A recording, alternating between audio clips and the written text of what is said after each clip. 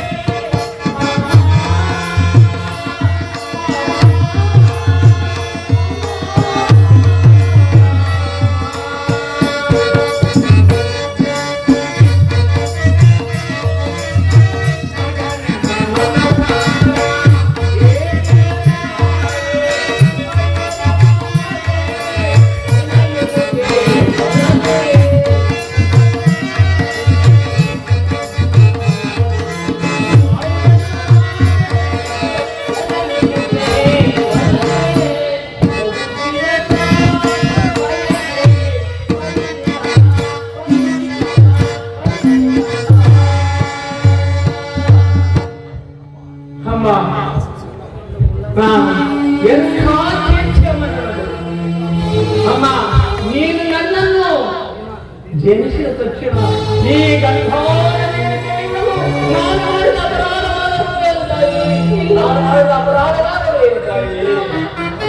ಅಮ್ಮ ಅಲ್ಲಿ ಸಮುದ್ರದಲ್ಲಿರುವ ಜಲಚರಗಳು ಈ ಪಾಪಿ ದೇಹವನ್ನು ತಿನ್ನದೇ ಬಿಟ್ಟವಲ್ಲ ಅಮ್ಮ ಕ್ರೂರವಾದ ಮೃಗಪಕ್ಷಿಗಳು ತಮ್ಮ ತಮ್ಮ ಮರಿಗಳನ್ನು ಎಷ್ಟೋ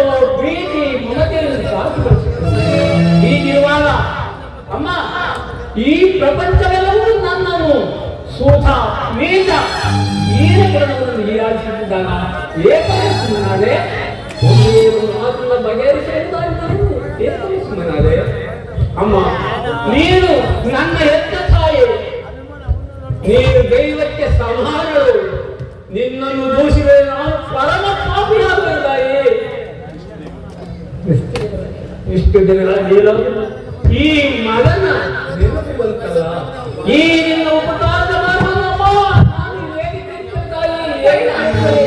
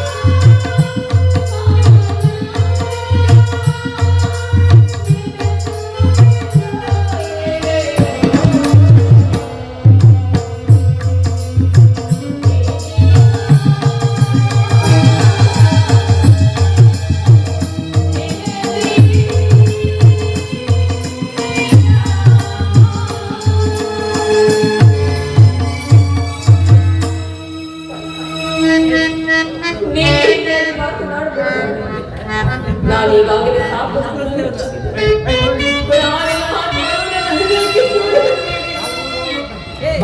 ನಾನಿನ ವಿಚಾರದಲ್ಲಿ ಅರಿವು ಮಾಡುತ್ತಂತೆ ಇವನು ಕೆಟ್ಟಿದೆ ನಾನು ಅದನ್ನು ಯಾರ ಬಳಿಯನ್ನು ಹೇಳಲಾಗಿಲ್ಲ.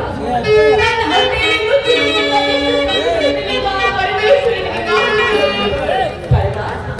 ಇದುವರೆಗೂ ನೀನು ಬದುಕಿರುವೆ ಎಂದು ಸಮಾಚಾರ ನನಗೆ ತಿಳಿದಿರಲಿಲ್ಲ ಕರ್ಣ. ಇದೀಗ ತಾನೇ ಶ್ರೀಕೃಷ್ಣನ ಮಾತನ್ನು ತಿಳಿದೆ. ಕರ್ಣ, ಬಾಲ್ಯದಿಂದಲೂ ನೀನು ಪಟ್ಟಿರುವ ಎಲ್ಲ ಕಷ್ಟಗಳಿಗೂ ನಾನೇ ಕಾರಣ. ದಯಮಾಡಿ ಈ ಪಾಪವನ್ನು ಕ್ಷಮಿಸಿಬಿಡು. ಅಮ್ಮ, ನೀನು ಈ ರೀತಿಯಾಗಿ ಮಾತನಾಡಬಾರದಾಗಿ. ಭಾರತನಾದ ನನಗೆ ಶ್ರೇಷ್ಠರವಲ್ಲ. ನಾನು ಹಠಭಾಗ್ಯನು. ನನ್ನ ಕರ್ಮಕ್ಕೆ ಏನು ಮಾಡಬಾರದು ತಾಯಿ, ಏನು ಮಾಡಬಲ್ಲೆ? ನಿನ್ನ ಪಾದ ಪೂಜೆಯನ್ನು ಮಾಡಿಕೊಂಡಿರುವ ಆ ಪಾಂಡವರೇ ಸುಕೃತಶಾಲಿಗಳು. ಆದರೆ ಈ ನನಗೆ ಆ ಮಾತು ಏನು ಮಾತಿಗೆ ಅದು ಸಿಕ್ಕಲಿ ಸೇರಿಸಿ ಅಮ್ಮ. ಸಹೋದರನ ಸೇರಿ ಸೌಖ್ಯವಾಗಿ ಬಾಳ ವೈರಿಗಳಾದ ಅವರವರನ್ನು ಸೇರಿ ಅವರಿಗೆ ಕೇಳಲು ಬಗೆಯಬೇಡ. ಅವರಿಗೆ ಸೌಭ್ರಾತೃ ದಾನವನ್ನು ಮಾಡುತ್ತಣ್ಣ. ಅಮ್ಮ, ಇದೊಂದು ಮಾತನ್ನು ಬಿಟ್ಟು ಬೇರೆ ಏನನ್ನಾದರೂ ಕೇಳು, ನಡೆಸಿಕೊಡುವುದು. ಈ ಉಸಿರು ಇರುವ ತನಕ ಸ್ವಾಮಿ ಪ್ರಧಾನವನ್ನು ಖಂಡಿತವಾಗಿ ನಿನ್ನ ಹೆತ್ತ ತಾಯಿಯಾಗಿ ನಾನು ನಿಮ್ಮಲ್ಲಿ ಸೇರಿಬಿಟ್ಟು ಭಿಕ್ಷೆ ಬೇಡ್ತೇನೆ. ಪಾಂಡವರನ್ನು ಉಳಿಸು.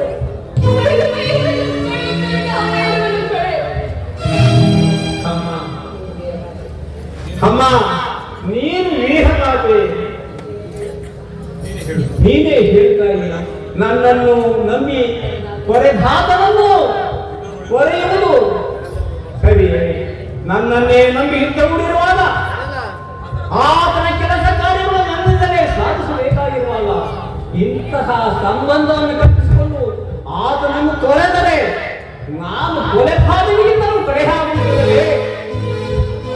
ಅಮ್ಮ, ನನ್ನ ತಂದೆ ಸ್ವಾತಂತ್ರ್ಯರು ನನಗೆ ಹೇಳಿ ಅಮ್ಮ, ನಾಳೆ ಹುಟ್ಟುವ ಮಕ್ಕಳು ಮೊಮ್ಮಕ್ಕಳು ಕರ್ಣವಿಂದ ನೀತಿಯನ್ನು ಹೀಯಾಳಿಸುತ್ತೇವೆ.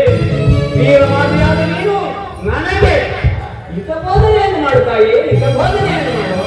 ನಿನ್ನ ಮಾತುಗಳನ್ನು ನಿಶ್ಚಯ ಕಂದ ಕರ್ಣ.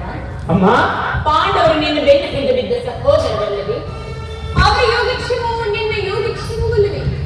ನೀವು 6 ಜನರು ಸೇರಿ ರಾಜ್ಯಭಾರ ಮಾಡುವುದನ್ನು ನಾನು ಕಣ್ಣಾರೆ ಕಂಡು ಸಂತೋಷ ಪಡಬಾರದೆ ಕರ್ಣ. ಅಮ್ಮ, ಇದುವರೆಗೂ ಸಹೋದರರೆಂಬ ಭಾವನೆಯೇ ನನ್ನಲ್ಲಿರಲಿಲ್ಲ. ಅಮ್ಮ, ನೀನು ಎಳೆಯತನದಲ್ಲಿ ಬೆಳೆಸಿದ ಸೊಸೆಯು ಘೋಷಣೆ ಮಾಡುವವರಿಲ್ಲದೆ ಒಣಗಿ ಹೋಗಿರುವುದು ಪುನಃ ಬಿಡುತ್ತದೆ ತಾಯಿ. ಸಮಸ್ತಾರಾಯಿ ಪಾಂಡವನೆಂದು ಆ ಶ್ರೀಕೃಷ್ಣ ಪರಮಾತ್ಮ ಹೇಳಿರುವಾಗ ಅವರ ಪ್ರಾಯದ ಬಯಲೇನಿದೆ ವ್ಯತೆಯನ್ನು ಬಿಡುತ್ತಾಯಿ.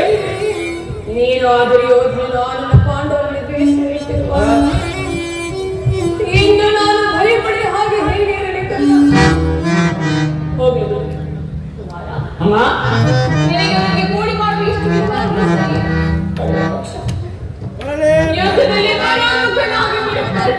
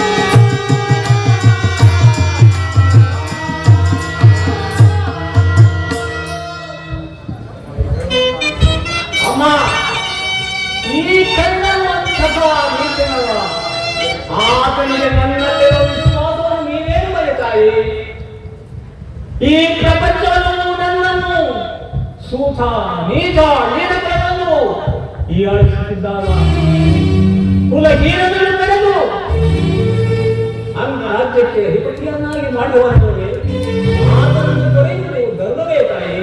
ಖಂಡಿತವಾಗಿಯೂ ತನ್ನ ಪ್ರಾಣದ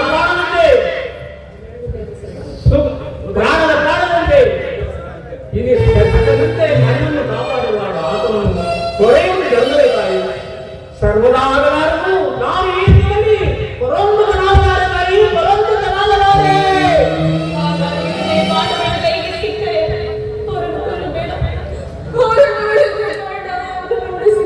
ಅಮ್ಮ, ಯಾರನ್ನು ಬೇಕಾದರೂ ಉಳಿಸುವನು. ಆ ನನ್ನ ಕಣವಾಗಿದ್ದಾಗ ಅರ್ಜುನನನ್ನು ಮಾತ್ರ ಅಮ್ಮ, ಆತ ಮನದ ಯುದ್ಧ ಮಾಡಿದನು. ನನ್ನ ಸ್ವಾಮಿ ನೋಡಿ ಸಂತೋಷಪಟ್ಟರೆ ಆದರಣದಲ್ಲಿ ಸಾರ್ಥಕವಾದ ಅಮ್ಮ, ಈ ಪ್ರಪಂಚದಲ್ಲಿ ನಮ್ಮಿಬ್ಬರಲ್ಲಿ ಒಬ್ಬರಿಗೆ ಸ್ಥಳಾವಕಾಶಗಳು, ನಮ್ಮಿಬ್ಬರಲ್ಲಿ ಒಬ್ಬರಿಗೆ ಸ್ಥಳಾವಕಾಶಗಳು. ಅರ್ಜುನನಿಂದ ನಾನೇ ಮೃತಪಟ್ಟರು, ನನ್ನಿಂದ ಅರ್ಜುನನೇ ಮೃತಪಟ್ಟರು.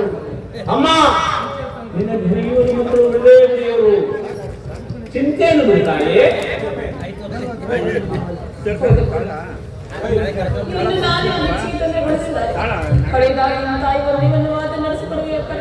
ಅಮ್ಮ, ನಡೆಸಿಕೊಡುವುದು ಹೇಳ್ತಾಯಿ. ನಿನ್ನ ಎತ್ತ ತಾಯಿಯ ಮಾತನ್ನು ನಡೆಸಿಕೊಡುವಾಗ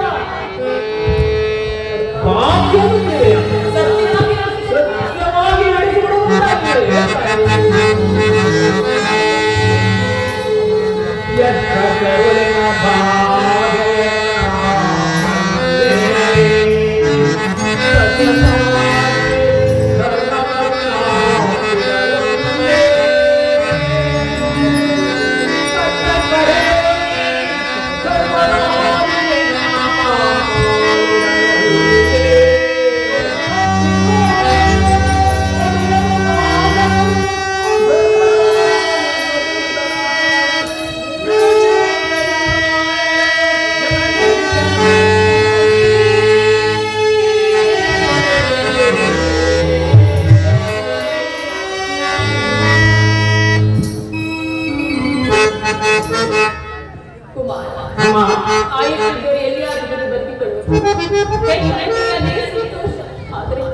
ನೀನು ಮಾತ್ರ ಮುಂದೆ ಬರುವ ಯುದ್ಧದಲ್ಲಿ ದೊಡ್ಡ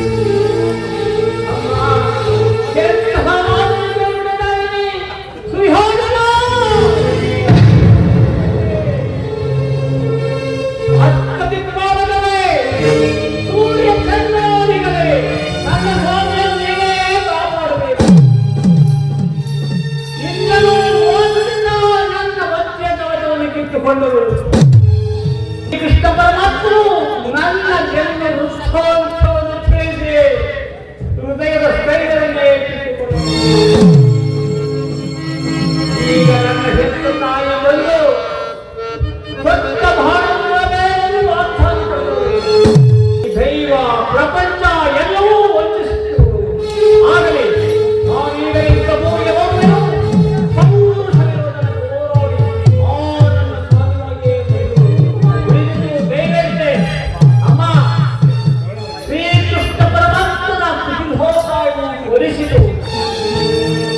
ನಿಮ್ಮೆಲ್ಲರ ಸಂತೋಷಿಸಿದಂತಾಗಲಿ. ಈ ಯುದ್ಧದಲ್ಲಿ ನನಗೆ ಜಯವಿಲ್ಲ. ನಿಮ್ಮೆಲ್ಲರ ಸಂತೋಷಿಸಿದಂತಾಗಲಿ. ಹೋಗಿ ಬಾ ತಾಯಿ, ಹೋಗಿ ಬಾ.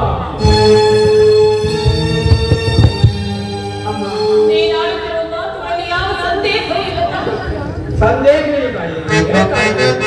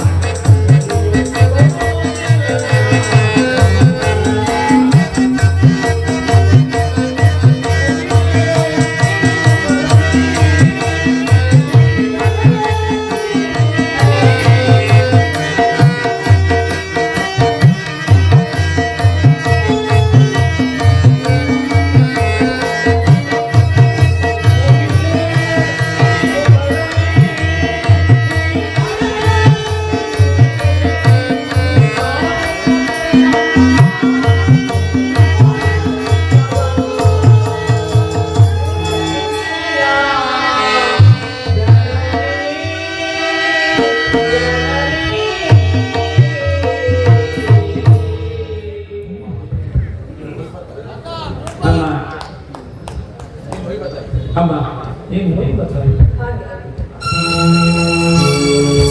ಅಮ್ಮ ಇಲ್ಲಿ ತಾಯಿ ಪ್ರಥಮ ಬಾರಿಗೆ ಹೆತ್ತ ತಾಯಿಯ ದರ್ಶನವಾದಂತಾಯಿತು. ಮತ್ತೆ ಹೀಗಾಗಿ ದೊರೆಯುವುದು ಸುಳಿಯುವುದು. ಅಮ್ಮ ನನ್ನದೊಂದು ಮಾತನ್ನು ನಡೆಸಿಕೊಡಬೇಕೆಂದು ನಿನ್ನಲ್ಲಿ ಪ್ರಾರ್ಥಿಸಿಕೊಳ್ಳುತ್ತೇನೆ ತಾಯಿ. ಅಮ್ಮ ಈ ಹಿತ್ತವು ಮುಗಿಯುವ ತನಕ ನಾನು ನಿನ್ನ ಮಗನ ವಿಚಾರವನ್ನು ಯಾರು ನೀವು ಹೇಳಬಾರದು ತಾಯಿ. ನಾನು ಮುಂದೆ ಮೃತಪಟ್ಟರೆ ಮೃತಪಟ್ಟರೆ ಆ ಸತ್ಯಸಂಧನಾದ ಧರ್ಮರಾಯನವೇ ನನ್ನ ಉತ್ತರಕ್ಕೆ ಯಾರೇನು ಮಾಡಿಸಬೇಕೆಂದು ನಿನ್ನಲ್ಲಿ ಪ್ರಾರ್ಥಿಸಿಕೊಳ್ಳುತ್ತೇನೆ. ಸಂತೋಷಕ್ಕಾಗಲಿ ವೈಭಾ ತಾಯಿ ವೈಭಾ.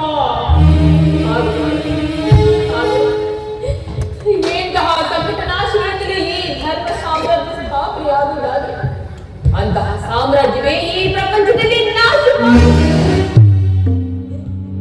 ಈ ಪ್ರಪಂಚದಲ್ಲಿ ದೈವ ಬಲವಿರುವವನು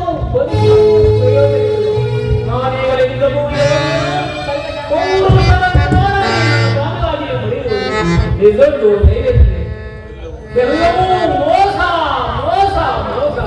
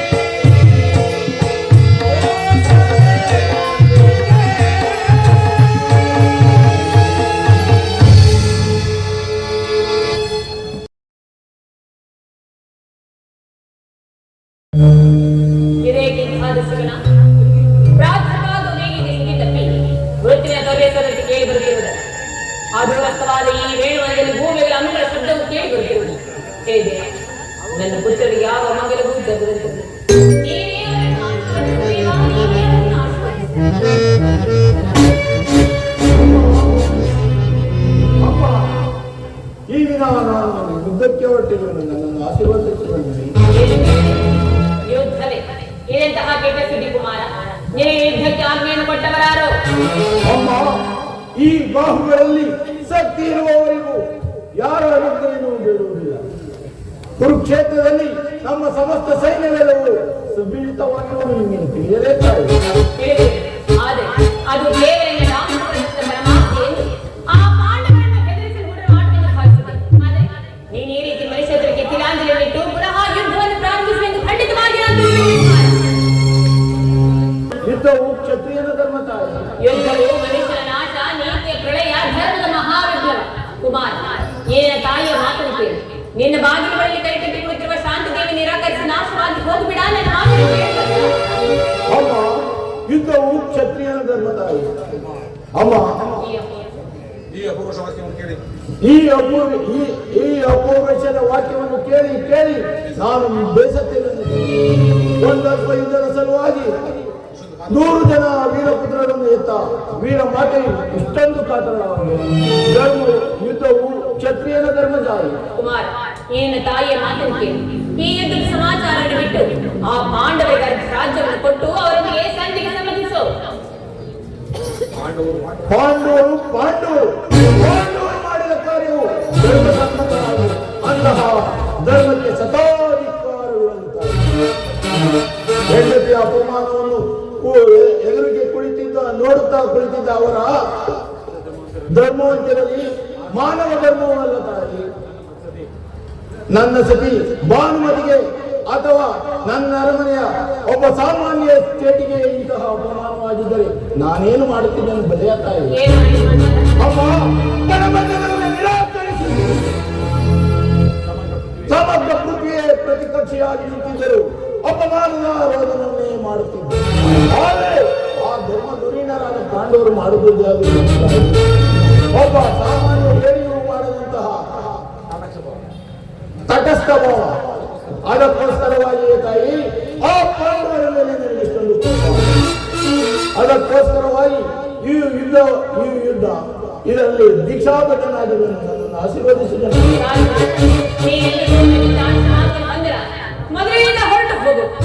ಅಮ್ಮ, ಮಾತೃವಾಕ್ಯವನ್ನು ತಿರಸ್ಕರಿಸಿದ ಮಹಾಪಾಪವನ್ನು ನನ್ನ ಪಾಲಿಗೆ ಕಟ್ಟಿದ್ದ ಬುದ್ಧಿಯಾದರೆ ಸರಿ. ಆ ನನ್ನ ಕುಲವೈರಿಗಳಾದ ಪಾಂಡವರನ್ನು ಯುದ್ಧಕ್ಕೆ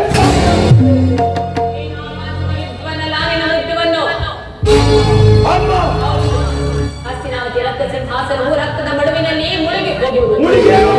ಹಸ್ತಿನಾವತಿಯಲ್ಲಿ ಹರಿಯುತ್ತಿರುವ ನದಿಗಳೆಲ್ಲವೂ ರಕ್ತದ ಕೋಡಿಯಾಗಿ ಹರಿಯುವುದು. ಹಸ್ತಿನಾವತಿಯಲ್ಲಿ ಎಲ್ಲ ಮುತ್ತೈದೆಯರು ತಮ್ಮ ತಮ್ಮ ಮಾಂಗಲ್ಯಗಳನ್ನು ತಮ್ಮ ಕರದಲ್ಲಿ ಹಿಡಿದು ನಿಲ್ಲುವರು. ನೀನೇನು ಮಾನವನೋ ಇಲ್ಲ ದಾನವನೋ? ಈ ದಿನದಿಂದ ನಾನು ಮಾನವನೇ ತಾಯಿ. ಆದರೆ ಮಾನವ ದುರ್ಧಾನವ. ಈಗ ನಾನೇನು ಮಾಡಲು?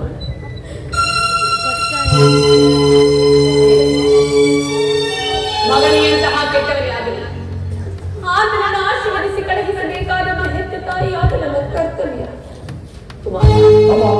ಬಾ, ಏನಿನ ತಾಯಿ ಹಸ್ತವು ವಜ್ರಾಯುಧಕ್ಕಿಂತಲೂ ಕಠಿಣವಾಗಿದೆ. ಇದರಿಂದ ಒಂದೇ ಒಂದು ಹುಲ್ಲುಕಡ್ಡಿಯನ್ನು ಸೋಕಿದ್ರೂ ಸಹ ಅದು ವಜ್ರಕ್ಕಿಂತಲೂ ಕಠಿಣವಾಗುತ್ತದೆ. ಇದರಿಂದ ನಿನ್ನ ಮಸ್ತಕವನ್ನು ಸ್ಪರ್ಶಿಸಿ ನಿನ್ನನ್ನು ಆಶೀರ್ವದಿಸಬೇಕು. ಆದರೆ ಒಂದು ಮಾತನ್ನು ನೆನಪಿನಲ್ಲಿಟ್ಟುಕೊಂಡ ಯಾರಲ್ಲಿ ಧರ್ಮವಿರುತ್ತದೆಯೋ ಅವರಿಗೆ ನಿಜವಾಗಿಯೂ ಜಯ ಸಿಕ್ಕೇ ಸಿಗುತ್ತದೆ. ಯದೋ ಧರ್ಮ ತಥೋ ಜಯ, ಯದೋ ಧರ್ಮ ತಥೋ ಜಯ, ಯದೋ ಧರ್ಮ ತಥೋ ಜಯ, ಯಥೋ ಧರ್ಮಸ್ತಥೋ ಜಯ, ಯಥೋ ಧರ್ಮಸ್ತಥೋ ಜಯ. ಧರ್ಮಕ್ಕೆ ಜಯವಾಗಲೇಬೇಕು. ಕಾಲೋಚಿತವಾದ ಕಂಕಣವನ್ನು ಕೊಟ್ಟ ಈ ಜಗದ ಮಗನಿಗೆ ಜಯವಾಗಲೇಬೇಕು. ಒಳಗಲೇ ರಣಗಗಳು